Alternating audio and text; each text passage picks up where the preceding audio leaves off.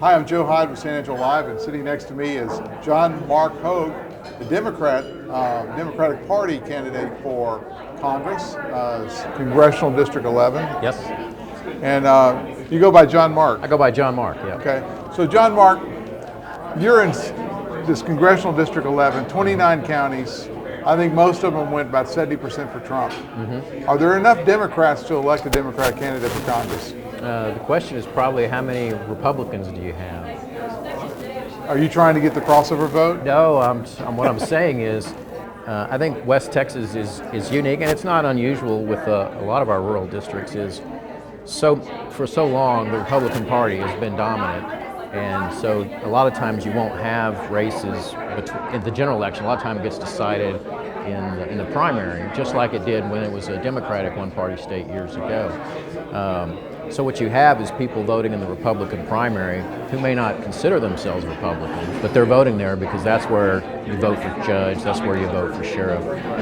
So we're gonna see. Do you think that the way that the West Texas counties, these 29 counties, is taking away the choice of the voter? Because what you're saying is the Republican primaries are deciding the county sheriff. Yeah, exactly. I think we've lost the competition of ideas in this area, and I'm hoping that that's what we can start to bring back, because one party being dominant for so long leads inevitably to some of the issues I think that we see in our state today. And I think it's the competition of ideas. Steel sharpens steel, and it's when both sides are working together and talking about issues and batting out the different ideas that, as far as what government should be doing, how it should be functioning, how large should it be.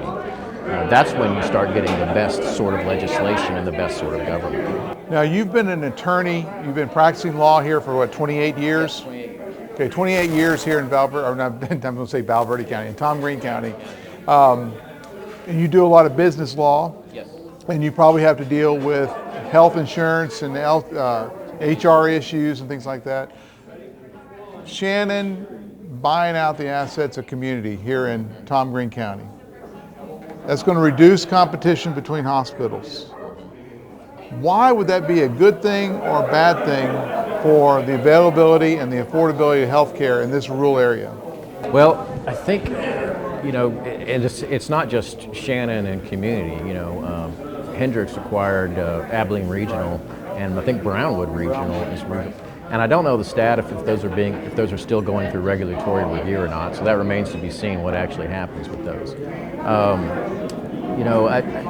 It's concerning that you have reduced competition in there. One of the issues that we have is, and I think where we're getting with, is a healthcare system that does not encourage competition, not just in these hospitals, but in regional areas. And even though we think of San Angelo and Midland and Odessa as being urban, they have a lot of the same issues that rural populations have. They have huge numbers of uninsured, a lot of indigent care that they have to provide, and the financial markup, the reimbursements that come with it through Medicare and through other health insurance issues make it very difficult for hospitals to survive, and especially in a rural setting, which is one of the things we've been talking about in this race.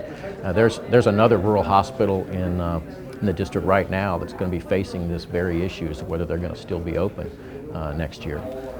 So I think it's a comprehensive issue that you've got to deal with health care. The stats are, over the past 10 years, 26 rural hospitals in Texas. Texas leads the nation in that. But it's not just in Texas, it's across the entire United States. It's a huge issue. Is the nonprofit model, is that something that could be benchmarked around the state or even around the country? Well, most of the rural hospital districts that you have are nonprofit. They're hospital districts. But they're taxing entities and they don't have a foundation behind them. Yeah, well, and some hospitals do. Some have been very successful. I know Brady's Hospital in the heart of Texas is doing very well with some of those kind of things. I think a lot of it has to do with the critical access hospitals, like we were talking about earlier, and what hospitals are eligible for that. I think those probably need to be looked at and expanded.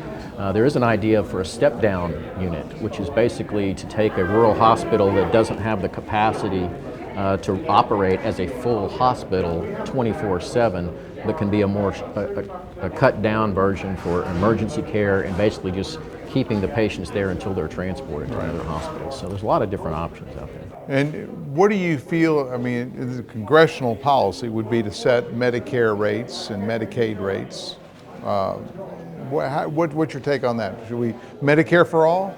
No, I'm not a big fan of Medicare for all, mostly because being a pretty conservative guy, I don't trust big solutions to such huge problems. I think an incremental approach would probably be better. I do like the idea of looking at a public option, particularly for those who can't afford insurance.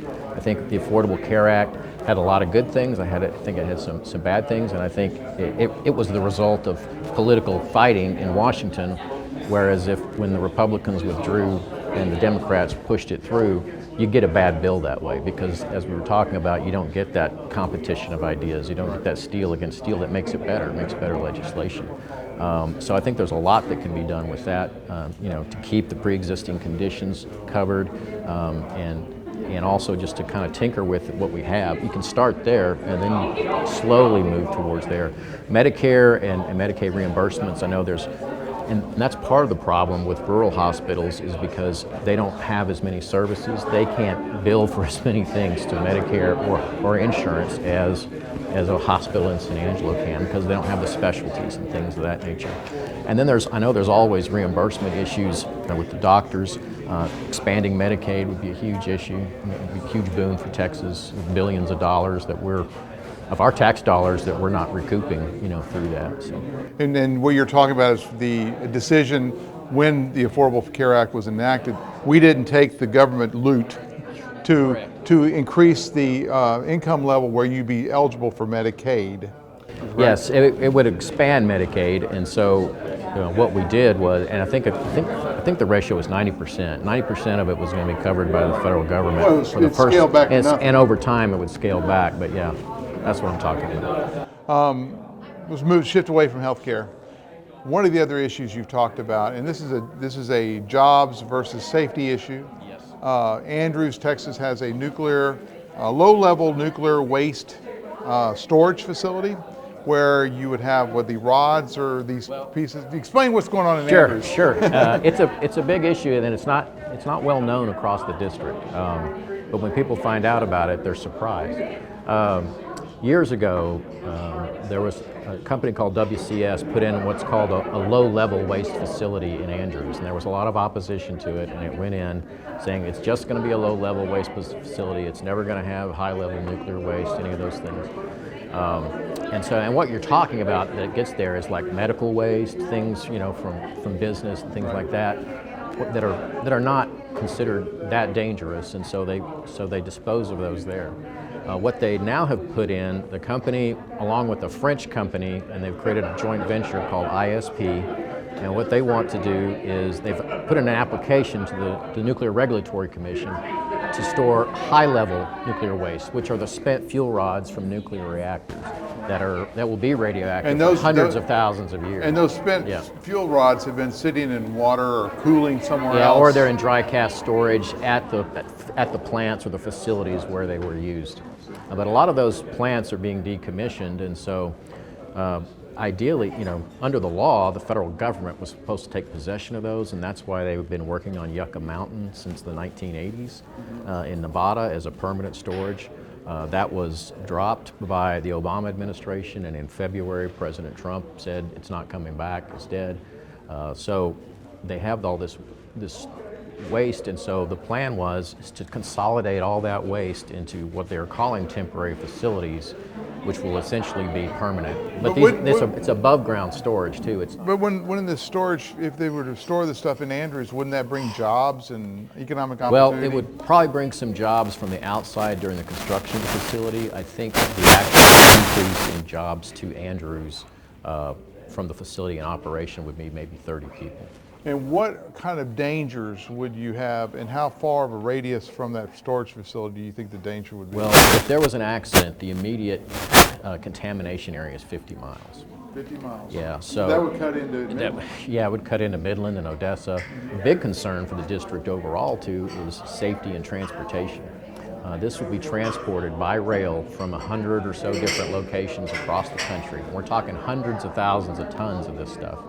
And it's going to be brought by rail, and it's not going to be just in one train. I mean, it's going to take years and years and years, and it's be coming through Dallas-Fort Worth, it's going to be coming through Abilene and Big Spring and Midland and Odessa, right through the center of towns. And the number of accidents that happen with that, and a lot of people say, it is, the safe storage, nothing's going to happen, but we all know what can happen with trains. We see what happens with trains. Well, you're a lawyer. What about if you own this company? You're a trial lawyer and you have an accident. Think about the liability. The bonanza. Well, and that's the other thing is who's going to insure it if this were to happen, and where might it happen? Right. Because the radius of the type of impact that you would have.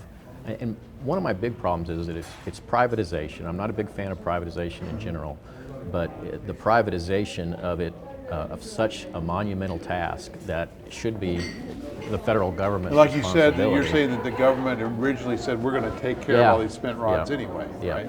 And in fact, people have been paying for 40 years into the Nuclear Trust Fund. Every time you pay a penny towards any electricity that was generated by nuclear power, part of that goes into the Nuclear Trust Fund. And that's what this company wants to do, is make billions of dollars off that fund instead of the federal government coming up with a final solution.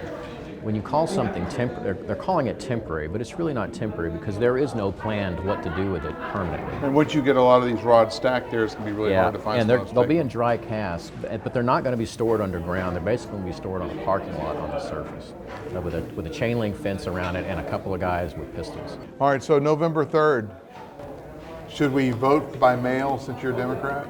If you're eligible, sure. Submit your application on time and submit it early. And the application's coming up. Yes, well, the application, you can fill out an application at any time. They should start mailing out. In fact, I think at the end of September they mail out the actual ballots. Right, and the election is November 3rd? November 3rd. Democrat candidate for CD 11? Don't forget early voting starts October the 13th. October 13th, it runs through October 30th. Right. And the election's November 3rd. John Mark Hogg, Democratic candidate for Congressional District 11. He wants to be your next congressman. Thank you. Thank you very much. Thanks for having me. Appreciate it. Appreciate it.